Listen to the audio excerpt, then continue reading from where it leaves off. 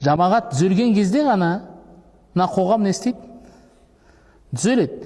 Және қоғам, біз әрбір салаға мұсылмандар не қылуымыз керек? Кіре білуіміз керек.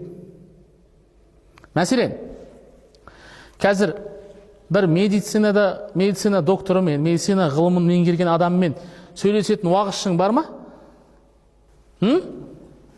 Жоқ. Физика, химиямен біреумен сөйлесетін адам бар ма?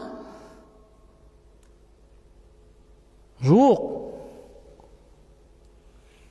Философия туралы еш әңгіме айтпай қойын. Үлкен әңгімелерді қозғайтын адам туралы айтпай қойын. Біздің мына жамағаттың ана қоғаммен несі жоқ? Байланыс жоқ. Себебі мына мешіттің ішіне жамағатқа жұма күні бір оқыған адамды көрдіңіз бе келіп жүрген? Зиялы, журналист, жазушы біреуді көрдіңіз бе?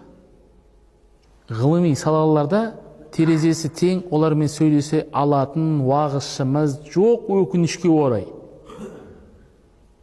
Түсіндіңіз ба? Мысалы, біздің коронный уағыздарымыз бар. Өлім, жәннат, тозақ, 4 қатын алу, садақа беру.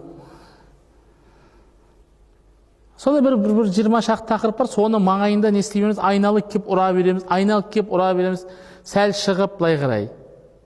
Мысалы, бір мұсылман ақынның, мұсылмандықты бір үйренген ақынның басқа ақындарға қалай әсер ететінін білесіз ба? Сұмдық әсер етеді. Бір медиктің мұсылман болып қалған медиктерге қалай әсер еткендігін білесің ба?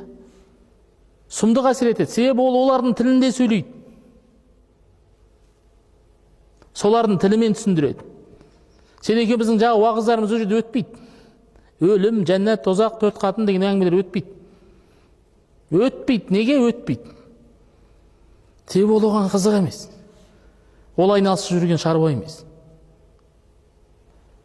Сол үшін әлі күнге дейін Нобель сыйлығын алған мұсылман жоқ. Біреулер айтуы мүмкін, ол жердің бәрі кәпірлер, ол бізге бермейді деп. Олай емес, жоқ ешкім. Рас па? Бір мұсылман мемлекетін айтыңызшы, машина шығаратын. BMW қай жердікі? Германиянікі. Мерседес? Ауди?